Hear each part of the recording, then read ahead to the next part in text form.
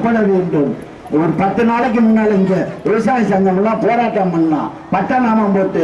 யாரும் எதிர்த்து சட்டியேந்து போராட்டம் பண்ணலாம், யாரும் எதிர்த்து கர்நாடகத்தை எதிர்த்து 75 ஆண்டு காலத்திலே இந்தியாவிலே இவ்வளவு பணக்காரனாக கோடீஸ்வரனாக இந்த இந்திய அரசாங்கம் அவர் ஒரு நடமாடும் குற்றவாளி.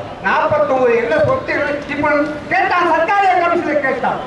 சர்க்காரிய கமிஷன் கேட்கிற போது கனிமொழியின் தாய் ராசாத்தியை பற்றி யார் இவர் ராசாத்திய போயா? என் மகன் கனிமொழியின் தாயார் ராசாத்தி என் பொண்டாட்டி. ஆனா கனிமொழி எனக்கு போறது, அதெல்லாம் அவன் யாரும் பொண்டாட்டியே தெரியாது. சர்க்காரிய கமிஷன் வாக்குமூலம் மாற்றி கொடுக்க ஒரு கேடி வளர்ப்பாளர் உள்ளவர்தான் கருணாநிதி. அதுதான் கண்ணதாசன் அழகா சொன்னான். என்ன சொன்னான் தெரியுமா? கருணாநிதியை பற்றி ஒரு கவிதை சொல்லணும். இங்க சொன்னா எனக்கு முன்னாடி பேசி சொன்னார், அவர் கொச்சையாக சொன்னார். அந்த மாதிரி அசிங்கமான வார்த்தைகளை அர்ச்சனை செய்ய நாங்கள் விரும்பவில்லை.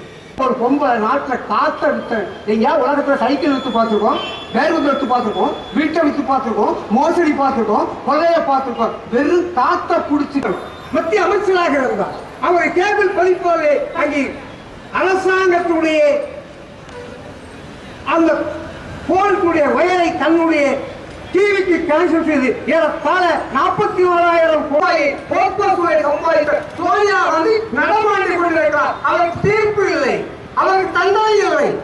ஆனால் வெறும் அலுவலர்கள் கட்டப்பட்டு விட்டது. நீதிக்கு கலங்க வைத்து விட்டார்கள் என்று நீதிபதி என்று ராம்தேவ் குமார் சொல்கிறார்.